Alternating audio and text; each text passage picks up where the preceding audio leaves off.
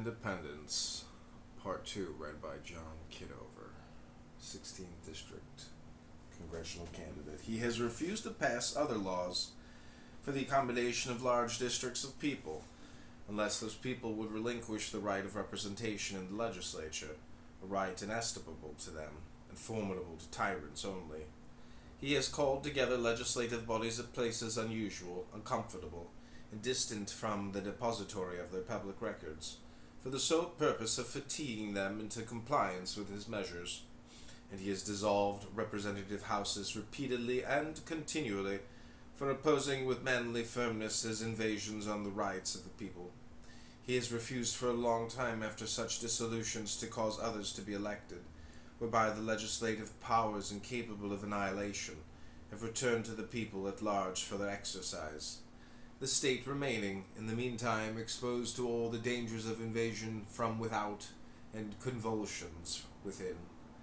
He has endeavored to prevent the population of these states, for that purpose obstructing the laws for naturalization of foreigners, refusing to pass others to encourage their migrations hither,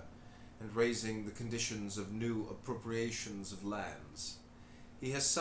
obstructed the administration of justice, totally to cease in some of these states, by refusing his assent to laws for establishing judiciary powers. He has made our judges dependent on his will alone for the tenure of their offices, and the amount and payment of their salaries.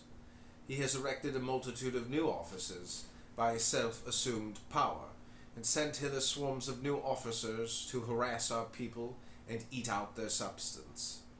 He has kept among us in times of peace standing armies and ships of war without the consent of our legislatures.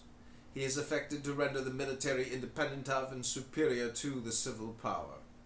He has combined with others to subject us to a jurisdiction foreign to our constitutions and unacknowledged by our laws, giving his assent to their acts of pretended legislation for quartering large bodies of armed troops among us, for protecting them by a mock trial from punishment for any murders which they should commit on the inhabitants of these states,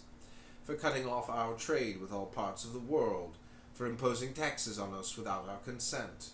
for depriving us in many cases of the benefits of trial by jury, for transporting us beyond seas to be tried for pretended offences, for abolishing the free system of English laws in a neighbouring province, establishing therein an arbitrary government, and enlarging its boundaries so as to render it at once an example and fit instrument for introducing the same absolute rule into these states, colonies,